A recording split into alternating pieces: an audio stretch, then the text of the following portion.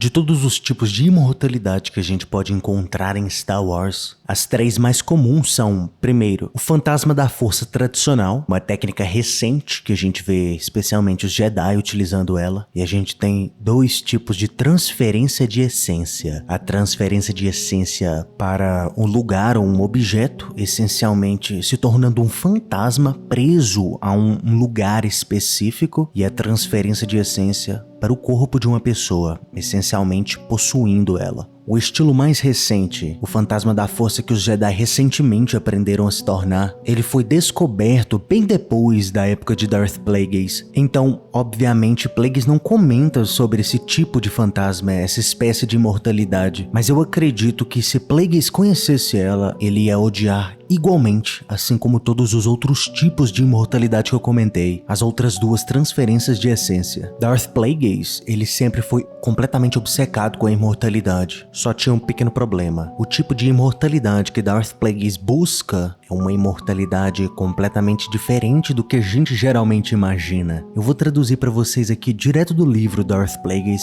para vocês entenderem melhor. Darth Bane se referia à feitiçaria, a bruxaria do Sith, como uma das formas mais puras de expressar o lado sombrio da força, e ainda assim ele não conseguiu aproveitar essas energias com a mesma habilidade que a sua aprendiz Zena conseguia. Os discípulos de Darth Bane, no entanto, acreditavam que ele experimentou com uma técnica de muito maior significância, a transferência de essência. Ele aprendeu a técnica depois de adquirir e saquear o holocron de Darth Anderu, e ela envolvia a realocação da consciência de um indivíduo para um outro corpo ou, em alguns casos, um talismã, um templo ou um sarcófago. E foi dessa forma que os mais poderosos dos antigos Lord Sith sobreviveram à morte para assombrar, assediar e perturbar aqueles que se infiltravam em seus túmulos. Mas nada disso se compara à sobrevivência corpórea. Plagueis não tinha interesse em ser uma presença desencarnada ambulante, preso entre os mundos, impotente para afetar o reino material, exceto através de ações de seres de mentes fracas que talvez ele poderia incitar, persuadir ou influenciar a agir.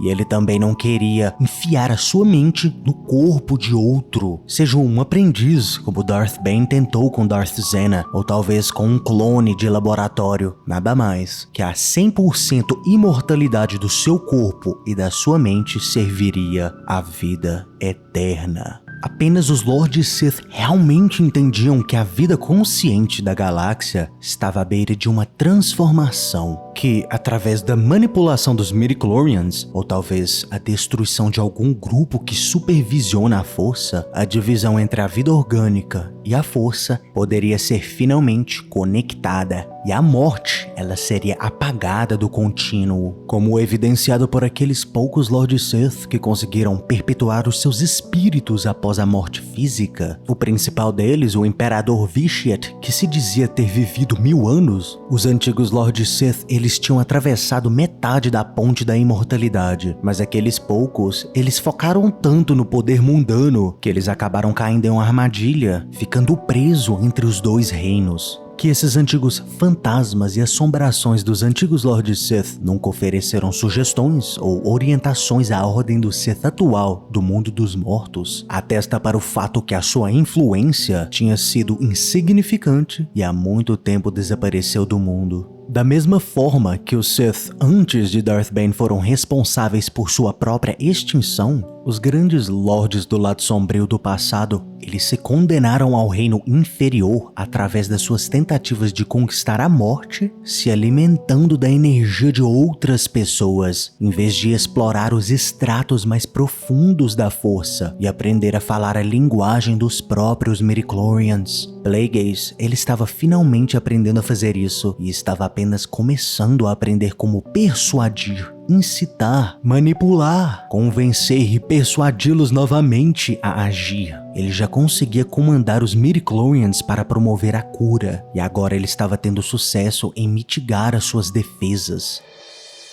Darth Plagueis, por toda sua sabedoria, ele mal via os antigos Lords Sith. Em sua opinião, a sua maior fraqueza era focar demais no mundo dos vivos. Darth Plagueis, pelo que a gente sabe até hoje, ele foi o único Lord Sith que realmente foi no centro da força. Ele não simplesmente estudou ela de fora, como os Sith até hoje fazem. Ele foi ao centro, ele foi nos seus intermediários, os midichlorians. A vida de Plagueis, ela se resume a comércio e a exploração e manipulação dos midichlorians, que agora nas sequels a gente tem o aprendiz de Darth Plagueis, Palpatine, Lord Sidious, usando algo que Plagueis absolutamente odeia. A forma que Palpatine retorna nas sequels é através da transferência de essência. E até mesmo nas sequels, que é canon e tecnicamente não conectada com o livro de Darth Plagueis, que é Legends, até mesmo nas sequels a gente vê os problemas da transferência de essência, a gente vê o porquê Plagueis odiava e não queria isso. O triste futuro de Palpatine depois que ele começou a brincar com a transferência de essência foi tentar clonar pessoas fortes o suficiente para pelo menos conseguir aguentar o seu espírito. E esse é o grande problema com a transferência de essência. Você não só corre o risco de entrar em um corpo muito mais inferior que o seu, muito mais fraco na força, mas também existe a possibilidade daquele corpo fraco simplesmente não aceitar o seu espírito.